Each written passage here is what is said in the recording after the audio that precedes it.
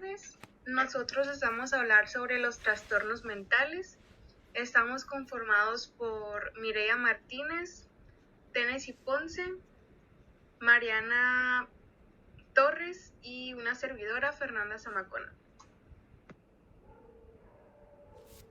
Buenas tardes. Nosotros les vamos a hablar hablando sobre los signos, síntomas y síndromes. Empezamos con que la psiquiatría es una ciencia aplicada que se encarga tanto del diagnóstico, el tratamiento y la prevención de los trastornos o enfermedades mentales. Dentro de este modelo, los conceptos que engloban es el signo, el síntoma, el síndrome, que es un conjunto de estos, y ya como tal la enfermedad o la patología. El síndrome viene o procede del griego síndrome, que hace referencia al hecho de concurrir o correr juntos que sirven como una definición o un conjunto de síntomas que por sus características posee cierta identidad o los grupos de estos síntomas concurren en un tiempo y una forma, pudiéndolos englobar, aunque tengan diferentes etiologías como tal. Los principales signos psicopatológicos se dividen por categorías, Están los síndromes neurocognitivos, en donde se pueden observar el síndrome demencial, el síndrome delirium, los síndromes focales, los síndromes de agitación psicomotriz, así como los síndromes orgánicos de la personalidad. Hablando de los síndromes psicóticos, está el síndrome alucinario, el síndrome delirante, el de pasividad, el catagónico y el negativo. Por otro lado están los síndromes asociados al consumo de sustancias. Está el síndrome de abstinencia, así como el síndrome de dependencia. Por otro lado están los síndromes afectivos.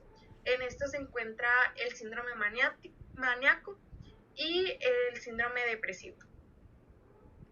Están los síndromes de ansiedad. Como tal, está el síndrome de ansiedad y de angustia. También está el obsesivo compulsivo, el TOC o el síndrome fóbico.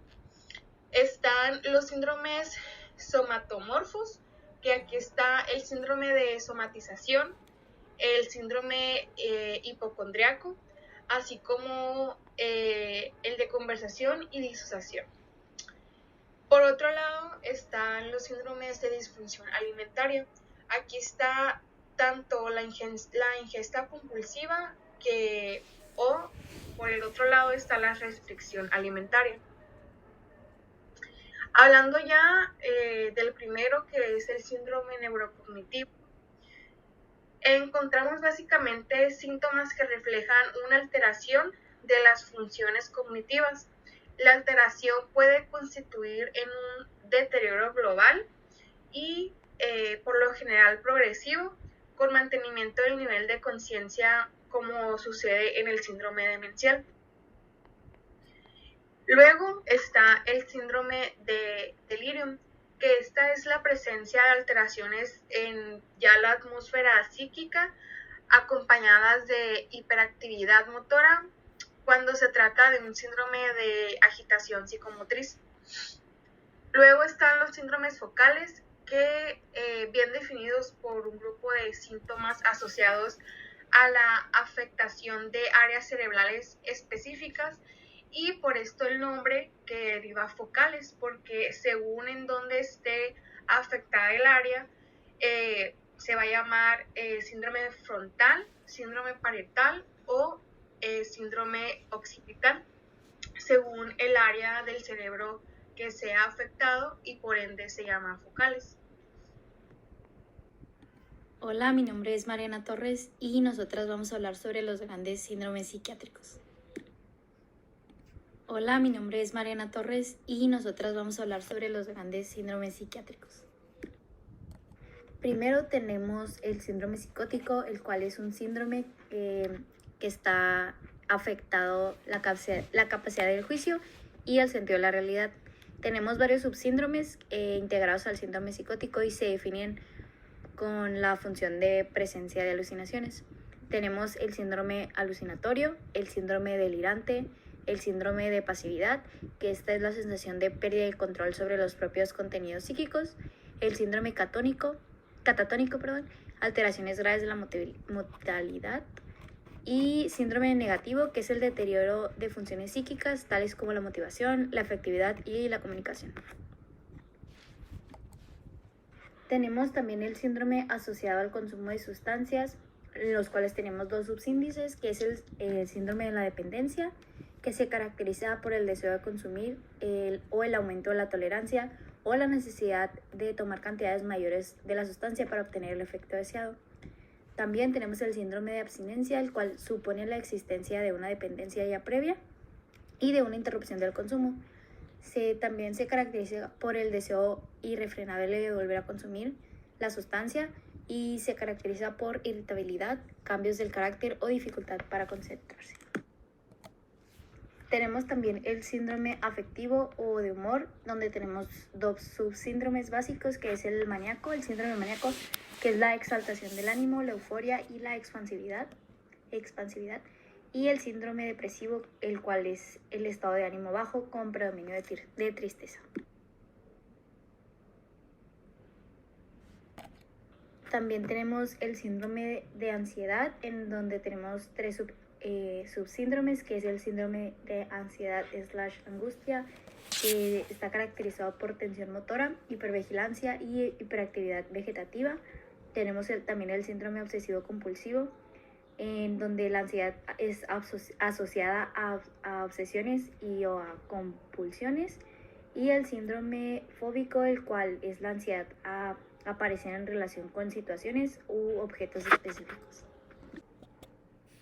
Hola, buenas tardes. Mi nombre es Messi Ponce y yo les hablaré acerca del síndrome somatomorfo, que en sí el síndrome somatomorfo no es solamente un tipo de síndrome, sino que abarca a otros 4, que en sí estos tienen que ver con con estarse quejando constantemente acerca de alguno de los tipos del síndrome. En sí vamos a tener 4 tipos de síndrome somatomorfo, que uno es el síndrome de somatización, otro el hipocondríaco, el síndrome de conversión y disociación y el síndrome neurasténico. Que en sí el síndrome de somatización es en sí la falta o la ausencia de pruebas clínicas objetivas que sustanteen alguna patología que la persona experimente. En sí, la persona va a experimentar tanto, por ejemplo, los dolores de la enfermedad, tanto como se va a hacer todas las pruebas médicas que correspondan para esa enfermedad. Sin embargo, las pruebas médicas nunca van a avalar que esta persona pues tenga en sí alguna enfermedad o alguna afección. El síndrome hipocondríaco, por otro lado, es una convicción de padecer una enfermedad grave. Por ejemplo, de que, me duele la cabeza, tengo un tumor cerebral. O sea, pensar en extremo qué es lo que puedas padecer en sí. La persona pues tiene una preocupación constante y excesiva de tener una enfermedad grave, como ya anteriormente lo mencioné, de que cáncer. Y pues a pesar de las pruebas que respalden pues que la persona no tiene ninguna afección, esa persona sigue creyendo que la tiene y que tiene el peor tipo de las enfermedades que pueda haber de tal enfermedad. Vaya. Luego tenemos el síndrome neurasténico, que en sí es como el estar cansado de que siempre y por periodos muy largos y constantes, incluso a pesar de que la persona haya dormido sus 8 horas, no padezca de alguna enfermedad que pueda denigrar el sueño, así que... Luego tenemos el síndrome de conversión y disociación, que es existencia de síntomas que sugieran alguna disfunción del sistema nervioso, que no es confirmada por exploraciones clínicas. O sea, la persona en sí va a experimentar de que síntomas físicos o problemas neurológicos que van a sugerir como que esa persona tiene cierto problema mental o una disfunción, bueno, no cierto problema mental, pero sí una disfunción en su sistema nervioso, que a pesar de que igual, o sea, la persona manifiesta los problemas, no se puede comparar o confirmar por medio de exámenes médicos. Luego tenemos el síndrome de disfunción alimentaria, que en sí vamos a tener que son dos tipos. El síndrome de restricción alimentaria, que va a ser uno de los más comunes, que es caracterizado por la pérdida de peso autoinducida a través de la disminución del ingesto, o sea, estar comiendo de que más poquito, que es lo que más comúnmente se mira en adolescentes y parece ser que en niños de 9 a 10 años, o sea, que están comenzando apenas la adolescencia o pubertad. También tenemos el síndrome de la ingesta compulsiva, que es caracterizado por episodios de descontrol alimentario, o sea, darse atracones, y otros síntomas relacionados con el control del peso en sí. Y bueno, el síndrome de disfunción alimentaria, estos síndromes pueden aparecer en distintos trastornos, o sea, no va a ser de que nada más en cierta enfermedad se vayan a unir ciertos trastornos. Esos ya sean psiquiátricos o sus manifestaciones clínicas van a variar según sea el contexto de la enfermedad. En ciertos casos, pues algunos síndromes están estrechamente asociados con una enfermedad mental específica, ya sea, por ejemplo, el síndrome de la pasividad es casi exclusivamente de la esquizofrenia, pero además, o sea, no significa que el síndrome de pasividad va a ser nada más sobre una persona que tenga esquizofrenia, sino que también puede relacionarse con otros diversos trastornos psiquiátricos. Por ejemplo, un paciente con enfermedad de Alzheimer puede presentar síntomas de síndrome demencial, pero al mismo tiempo desarrollar síntomas de agitación psicomotriz, síndrome psicótico, ansiedad, afectivo, somatomorfo, entre otras cosas. Por ejemplo, puede que sea hipocondríaco en el caso del síndrome somatomorfo. Y hablando de los trastornos mentales como tal, bueno, en la actualidad existen dos sistemas principales que van a funcionar para poder clasificar los trastornos mentales. Uno es el DSM, que es el Manual de Diagnóstico y Estadístico de los Trastornos Mentales de la American Psychiatric Association, o APA por sus siglas, y la CIE, que es la Clasificación Internacional de Enfermedades, que proviene de la Organización Mundial de la Salud, o sea, la OMS. Estos manuales han sido relativamente modificados con lo largo de los años y se han ido corrigiendo gradualmente a cómo van descubriendo más cosas las personas acerca de sus enfermedades. Algo muy destacado de la quinta edición del DSM es que ahora incluye un enfoque dimensional junto con la clasificación categórica en sus últimas ediciones. O sea, esto quiere decir que considera la evaluación de los trastornos mentales en un continuo o espectro en lugar de una categorización estricta. O sea, que no lo van a ver nada más como una sola enfermedad que nada más se puede dar en una sola, sino que pueden ver como una enfermedad que puede causar de que otras en sí. Y pues este enfoque dimensional va a permitir de que tener un panorama más amplio y que esté más completo acerca de nuestros ojos mentales. Y bueno, trastornos del desarrollo neurológico. En sí, el grupo se caracteriza por comenzar durante una etapa temprana del desarrollo, digamos niños de 3 a 4 años, tal vez, en etapa de primaria, por así decirlo, o antes.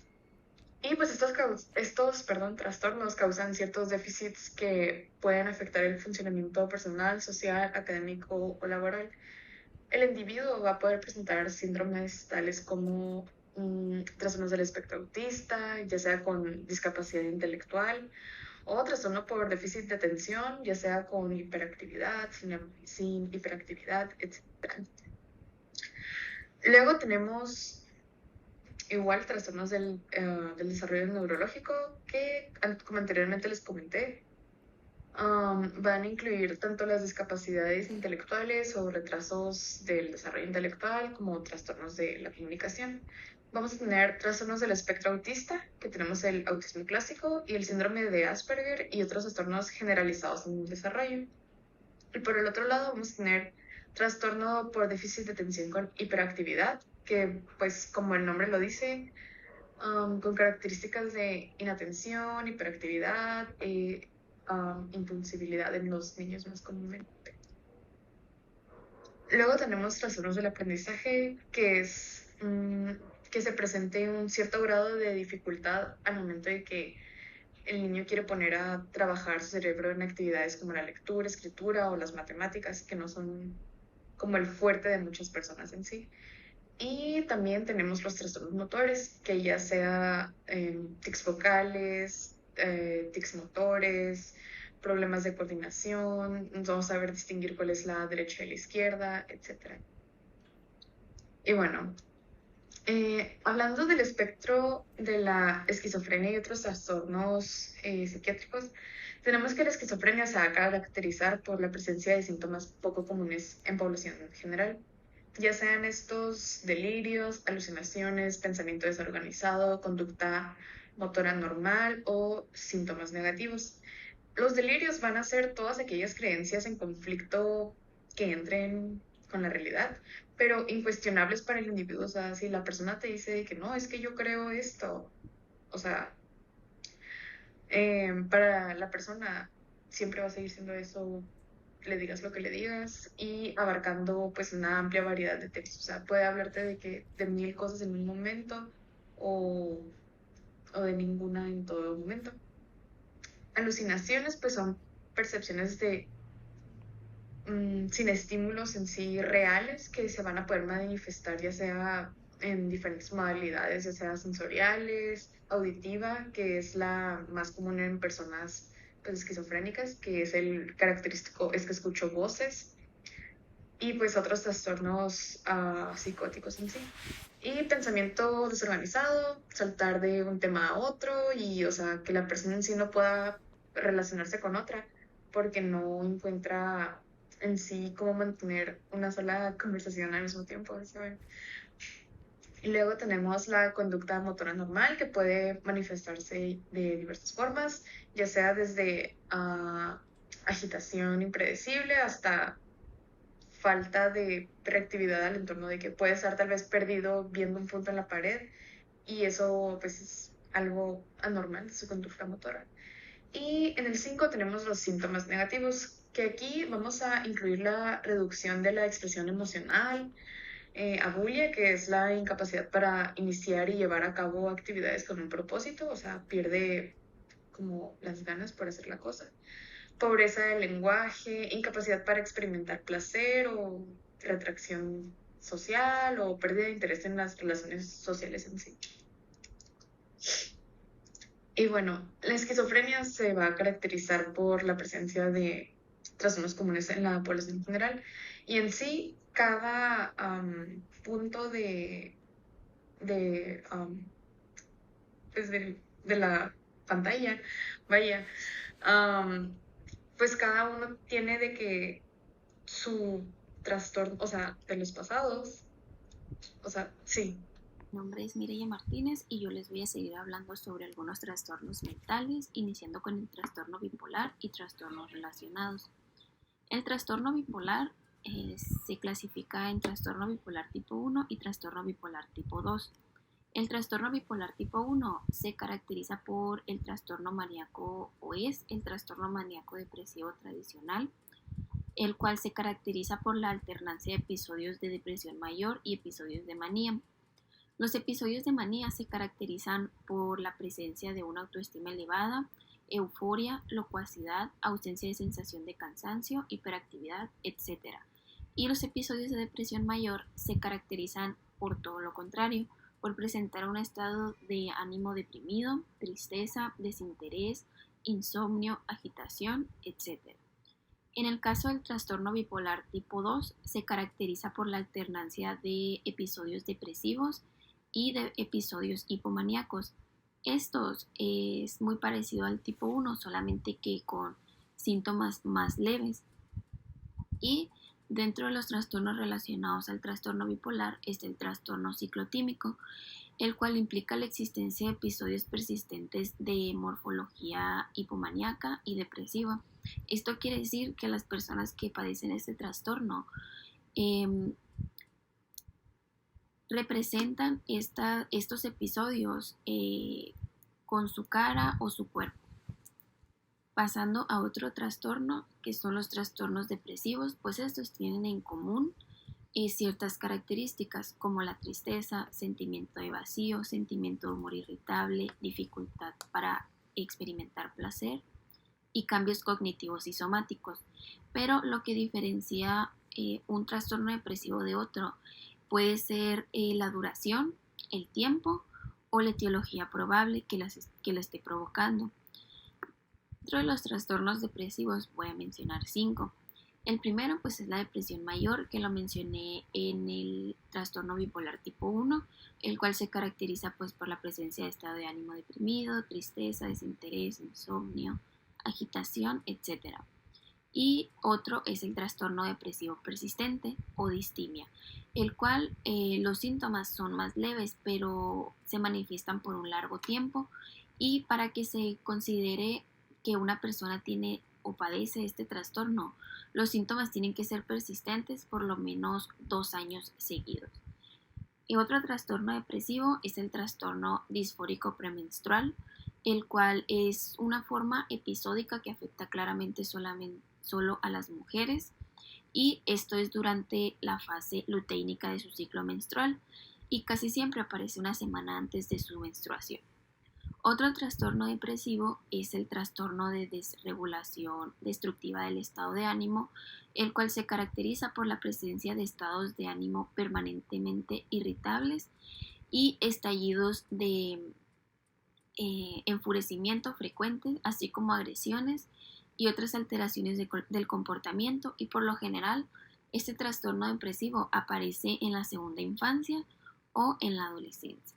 Y el último trastorno depresivo es el trastorno depresivo inducido por sustancias o medicamentos y otros.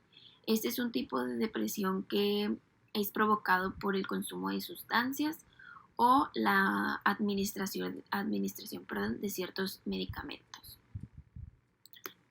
Pasando a otros trastornos, pues son los trastornos de ansiedad, los cuales tienen como característica común la presencia de ansiedad y el miedo excesivo. Estos se diferencian uno de otros por la situación u objetos que inducen al miedo, a la ansiedad o a las conductas de evitación. Dentro de los trastornos de ansiedad está el trastorno de pánico, el cual es una existencia de crisis de ansiedad en la cual el paciente experimenta un miedo intenso a morir o a volverse loco. Otro trastorno de ansiedad es el trastorno de ansiedad generalizada, el cual aparece con síntomas de menor intensidad, pero siempre están presentes, es de manera persistente. La agorafobia es el miedo a la posibilidad de experimentar ansiedad en situaciones en las que no pueda salir o no pueda recibir ayuda. Las fobias específicas pues aparecen ante todo tipo de objetos o situaciones. Este suele ser muy común que las personas tengan fobia a cierto animal, a cierta situación, o incluso a los elevadores, a espacios muy pequeños. Esto depende de la situación o el objeto que les produzca este miedo excesivo. Otro sería el trastorno de ansiedad social, que es la ansiedad que aparece cuando una persona tiene que relacionarse con otras personas. Y el último es el trastorno por ansiedad de separación, el cual es la relación o se relaciona con el distanciamiento de figuras de apego. Pasando a otro trastorno mental, pues les voy a hablar sobre el trastorno obsesivo compulsivo y trastornos relacionados. El trastorno obsesivo compulsivo se caracteriza por la presencia, como su nombre lo dice, de obsesiones y compulsiones. Las obsesiones son pensamientos, imágenes o impulsos recurrentes en las personas, y las compulsiones son actos mentales o conductuales repetitivos que la persona siente la necesidad estrictamente de realizarlas. Dentro de estos trastornos está el trastorno dismórfico corporal, el cual es la existencia de una preocupación intensa en relación con una aparente deformidad física. Otro es el trastorno de acumulación, el cual es la tendencia a conservar objetos inservibles. Está también el trastorno de excoriación, que es la tendencia a provocar daños en la piel. Y otro es la tricotilomanía, el cual es la tendencia a arrancar cabello de forma compulsiva y pues claramente producir ese daño, al igual que en el trastorno de excoriación. Y esto sería todo por mi parte, y mis compañeros van a seguir hablando sobre otros trastornos. La dinámica para aprender más sobre este tema se llama Adivina el trastorno, en donde el equipo va a escribir varios trastornos en unos papelitos, y los compañeros de otros equipos se los van a poner en la frente, uno por equipo, y el resto de su equipo le va a dar 5 pistas para que adivine el trastorno. Y esta dinámica es en conjunto con el otro equipo que está hablando sobre los demás trastornos mentales.